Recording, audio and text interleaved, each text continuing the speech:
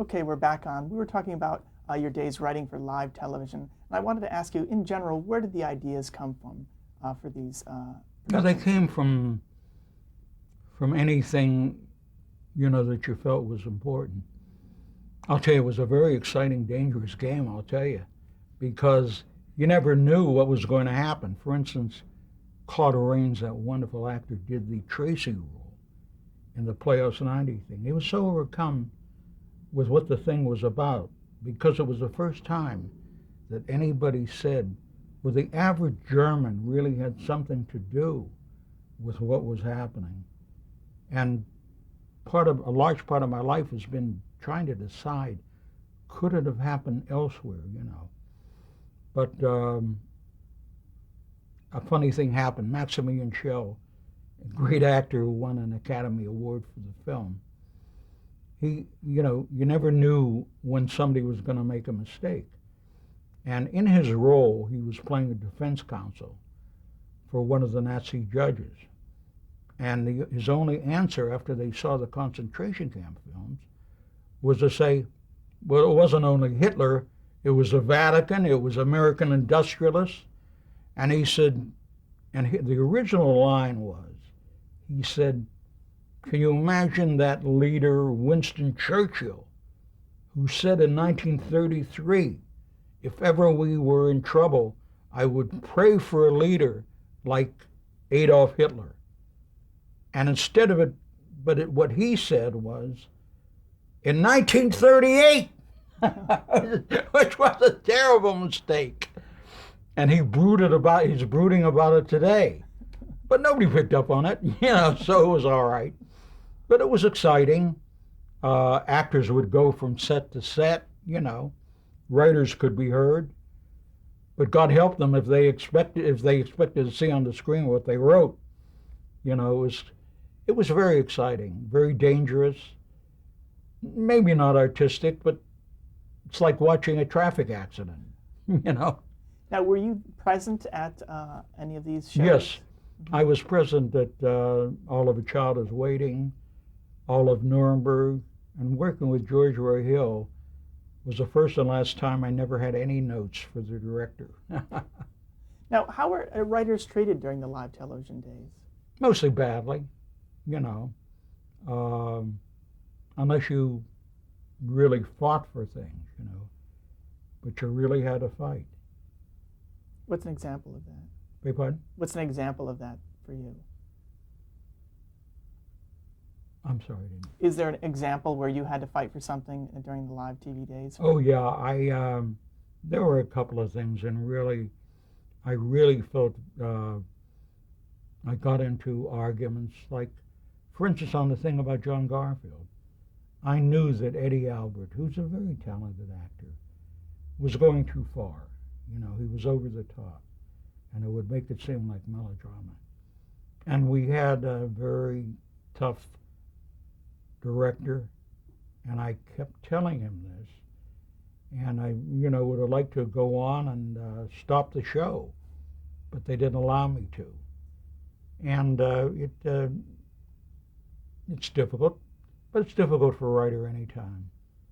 Difficult for a writer now in films or television. In television, in these early days, did you have a voice in terms of the casting? Or it was cast without your It was cast without me, really. Mm-hmm. There's one show that we talked about off camera I wanted to mention was The Desperate Age. Can you Yes. tell me what that was? The Desperate Age got wonderful reviews and was a book, too. It was about a secretary played by a wonderful actress, Barbara Bel Geddes, who was having a relationship with a married guy who was played by Wendell Corey, and how eventually, even though she loved him, within an inch of her life, had to give it up. And the two of their relationship, simple love story. And we were talking a little bit about A Child is Waiting. Where did the idea for that come from? The idea is very interesting, I think, how I came to it. When I was going to NYU, there was a overweight but really nice classmate and she was working with retarded children. And I didn't even know what the term meant at that time. I said, "You mean emotionally disturbed?" And she said, "No, retarded." And she said, "Why don't you come to this place and see them?" And I came there, and I've never forgotten it. Because here were these kids who were trying their best. And what it gave me is to understand that they had as much feelings as any of us. And they had to ascend to whatever they could do. And people were giving them up, these retarded kids, and they were abandoned. And the student was very kind to them, and so was the master. Now it's very interesting because, just going on with this theme for a moment, you know, when I started to do the film version, I was in England. At that time, Ingrid Bergman was going to do it. And I was in England, and I met a guy who seemed to care about them very much. He was rather well known. And I found out later on that he had been a Nazi. And I said to myself, and I'm not letting any guilt off them, but I said to myself, you can't compartmentalize a human being. We're a mixture of a lot of things. But to find out this guy, who was so kind to these kids, had been a Nazi, really was something I had to conjure with. Now, when you saw those kids, did you ever see any of the parents? Did you get a sense? Yes, I did. I spent a lot of time with the parents.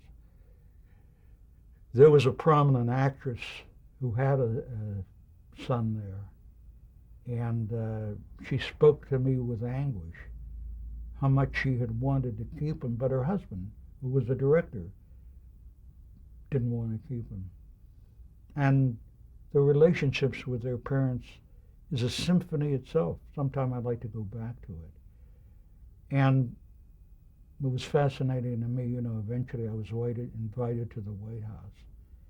And Kennedy was very moved by it. It started our relationship, which really wasn't strong, but I'd see him now and again. And watching him while, you know, the movie was presented, and Burt Lancaster was with me. And to see him so moved, you know, there was a Frenchman who got up and spoke in French about the destiny of these retarded children. And Jack was crying, you know, the tears in his eyes. And I always remembered that kind of thing about Jack. And it was terribly moving to me. Do you remember what he said to you after the screening? Or did he say anything about it? He said how happy I was, how happy he was that I did it. And also, he thought it was wonderful that I said they had a destiny. He had a sister that was retarded, you know.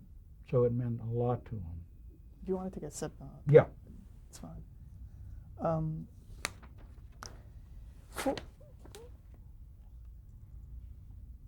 For A Child Is Waiting, the main character, the main kid, Reuben Whitcomb, was that based on a real person? Well, no, that was, as a matter of fact, that was part of the problems with the movie. They had somebody that wasn't retarded. And the teleplay, I think the version was better than the film. One of the problems of the film, and I loved her, was Judy. She was then, she couldn't take success. And she was on drugs, and with a very talented director for the film, John Cassavetes. And he got into arguments with Stanley Kramer, who was another wonderful, creative guy. And and as a matter of fact, Kramer edited it. And Cassavetes came to me and he said, "You ought to see my version." I've never seen his version, but editors have told me that it was better. But part of the problem, as I said, was Judy at that time. Burt was wonderful in his role as a doctor with these kids, who cared about him. But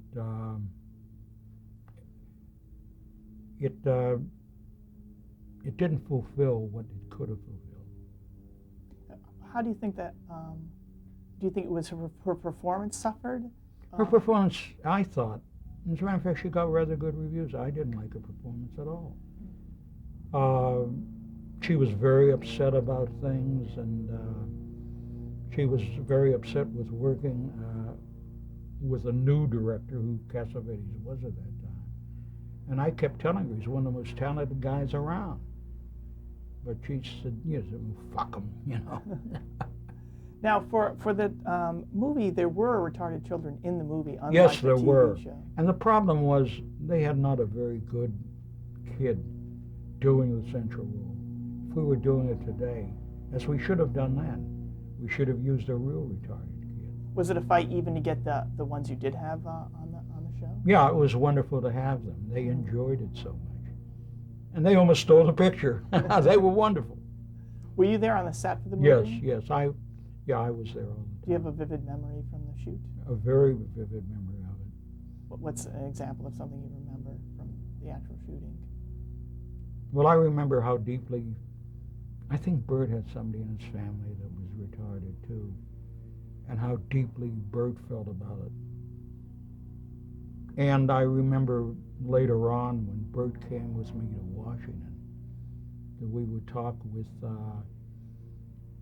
the Kennedy family about it, and it was very moving, you know. I know with both shows, some of the organizations were credited, like the National Association for Retarded Children for the television show, and there were certain technical advisors, a guy by the name of Bert W. Schmickel, Southbury Trained Schools, Southbury, Connecticut. Who were these people and how did they help?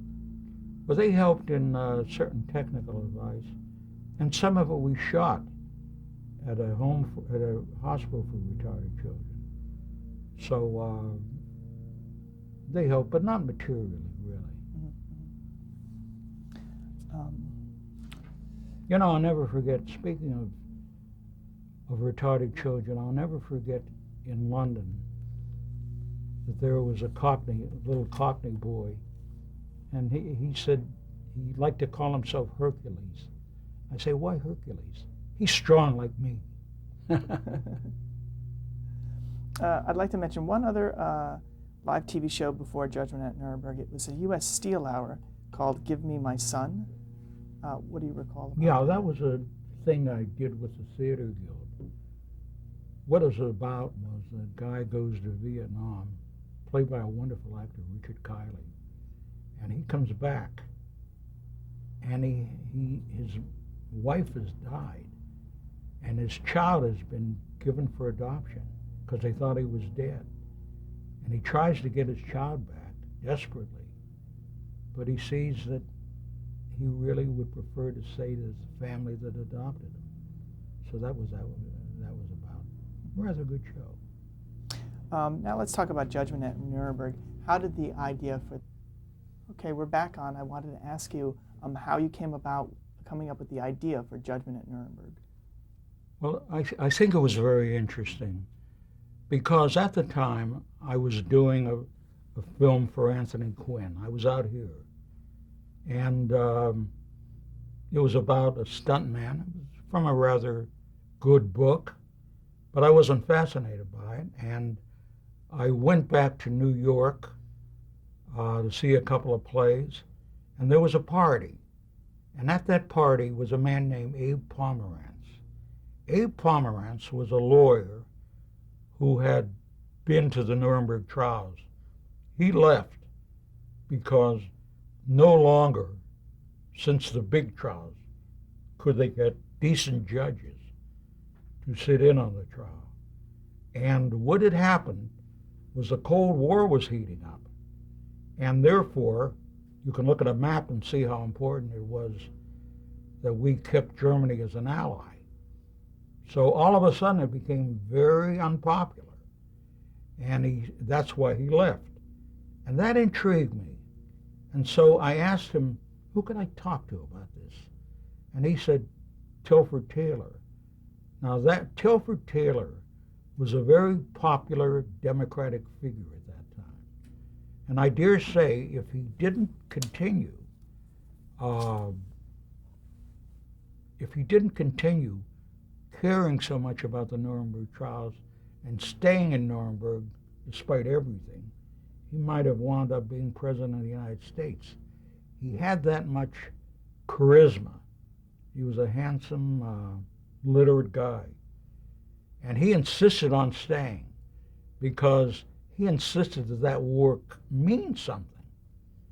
And so he said to me, Abby, he said, there's something that interests me. I don't know whether it interests you because it's so vague in a way, so hard to dramatize. But it's what happened to the judges who held the fate of justice in their hand in Germany. And American judges, under the pressure of the Cold War, were judging some of the most important people in allowing what happened in Germany happen. And I read it, and boy, I agreed with them. So here I'm doing this film with Anthony Quinn for $1,000 a week. I'm offered all in all a $500 advance to do this thing. Maybe it will wind up for Playhouse 90, maybe not. And so I had read once that William Faulkner went back to Mississippi because he said, I feel more at home, working at home. So I said, I feel better at home, and I went to New York. And of course, eventually, I had to tell Tony what was really happening. He thought I was insane. So did I. But I went to Germany, and I met some incredible characters. First of all, can you tell me, historically, what were the Nuremberg trials, and how did the judges being on trial become part of that? Well, at first there was the trial of the Goering and the others, the most important ones. And then there became, and I didn't even know this at the time, I was so ignorant. Then there were trials of the judges and the businessmen and teachers. And, it was a wonderful concept of people that were responsible in making Nazism happen and make it understandable so that we know and it would never happen again. So you said you had gone to Germany. Yeah, I went to Germany. I met some incredible people. There was Leni Riefenstahl, who had done Triumph of the Will, which was thought to be one of the great documentaries of all time. I think it was overrated, but what it did was it impressed you with the glamour of Hitler and being under the control of somebody. And she showed me some of the work she was doing then. It was quite mediocre. But her feeling about Hitler was so interesting because she tried to convince me he wasn't an anti-Semite. It was Goebbels. He was really a heroic figure. And she said she went to see him at the bunker before he committed suicide, and if he had asked her, she would have stayed with him. And then another guy that I met was shocked, who was a manufacturer who made it possible for Hitler to make his first important moves. And he lived in a beautiful house, and he had a translator, and he would rationalize everything. And then I said finally, I don't believe a word you're saying, And I think if it wasn't for you, there wouldn't have been a Hitler, and there wouldn't have been millions of people killed. And I want you to know I'm going to say that in the film.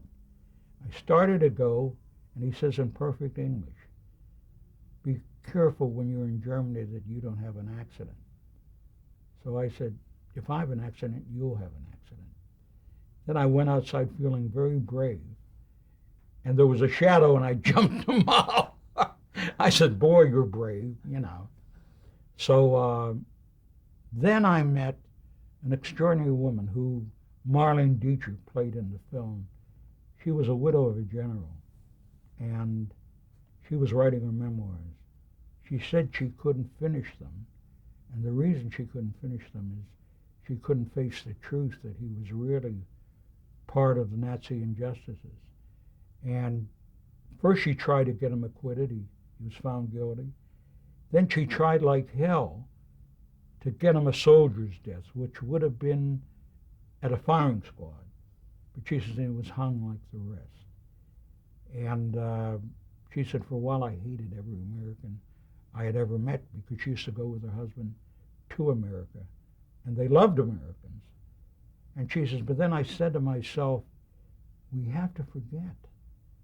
We have to forget if we're going to go on living, both sides. And it touched a chord with me. And then I met Robert Kempner. Robert Kempner was a fabulous figure because he had prosecuted Hitler before Hitler became chancellor. And he said, I looked at him, I told everybody, he's a talking, noisy, unpleasant fellow. You know, he's a nut. He's not going to go anywhere. And he found him, you know, he found him guilty, and he was 6 months in prison. And I told her what I had heard from the widow of the general. And he says, no, we're not going to forget, because if we forget, the same goddamn thing will happen again. And so a lot of that came from personal feelings. And there were a million obstacles about doing Judgment at Nuremberg. Because as I said, I was one of the first to say that the average German knew what was happening. Now the line that they were putting out and the line that our government was putting out is the concentration camps were in the countryside. They didn't know anything about it. He was an effective speaker, you know, but I didn't go for that. And the government got hold of the script. And they told CBS, this is a no-no. We're trying to save ourselves in this goddamn Cold War. So they said, you're not going to do the show. Rodkin calls me up, and he says, we're not going to air it. How did the government, and who specifically were talking? I don't know. Somebody involved with the production must have sent it to them. And there were also liberals, so-called, like Max Lerner. He felt the same way. A lot of people felt the same way. And so what happened was, it was very interesting, because our cast, which was such a good cast for television film, there was Claude Rains, there was Paul Lucas, who had won an Academy Award, there was Melvin Douglas. And we got together with the director, and we decided that we were going to all pitch in and pay for a page ad in the New York Times attacking the government and saying this is something you should see. Well, that cowed them. They'll go on and do the fucking thing, you know. So the show had gotten to the point where it was already cast? Yeah, it already cast, already ready to go into production. Now, when you say you got that $500 advance, who had given you that advance? CBS.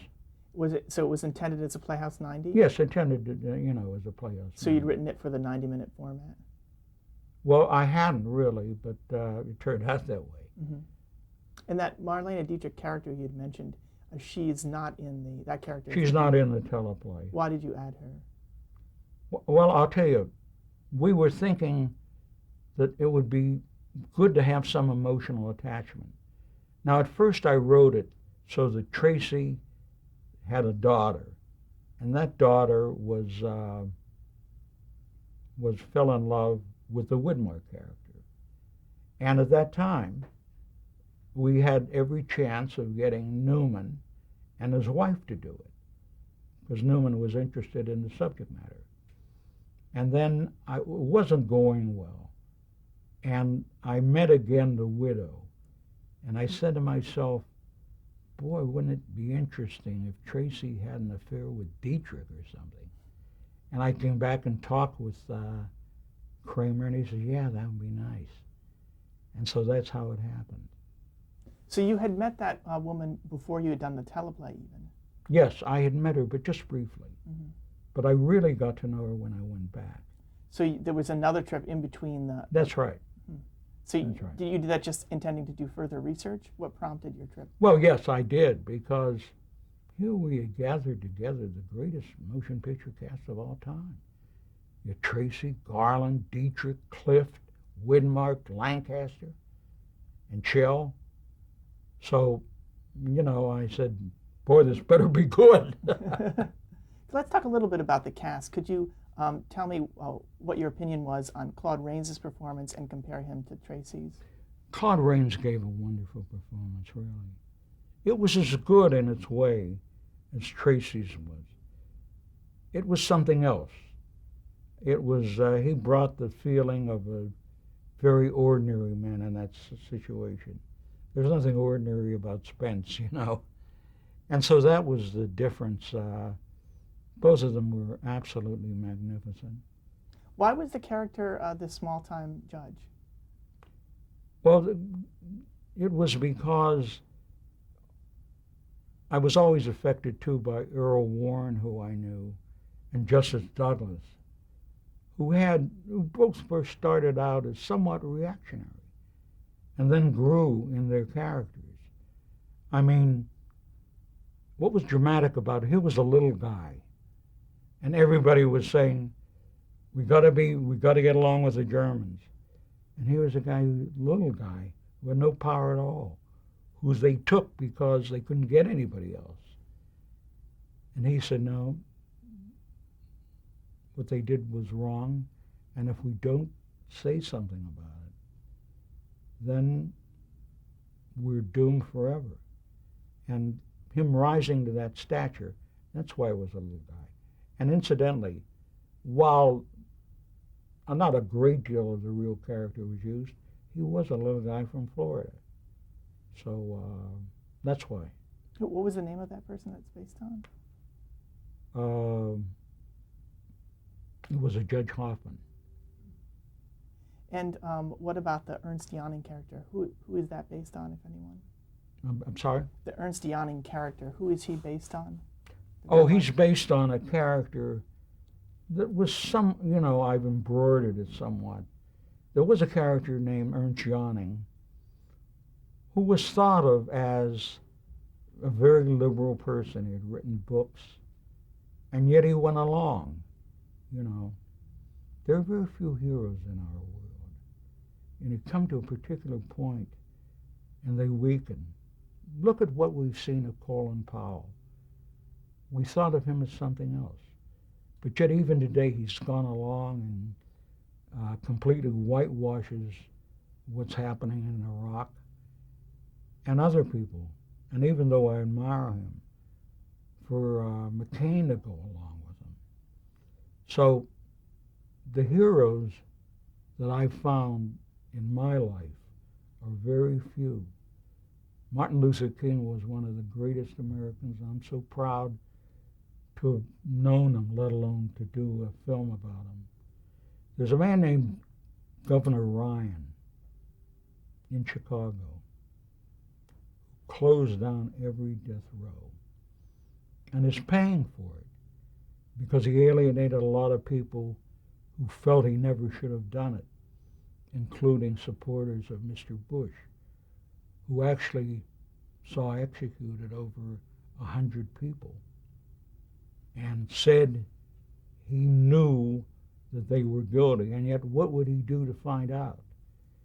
He would read a summary on the morning, a 3-page summary on the morning of their execution. Let me just stop you right there. We're at the end of our tape here.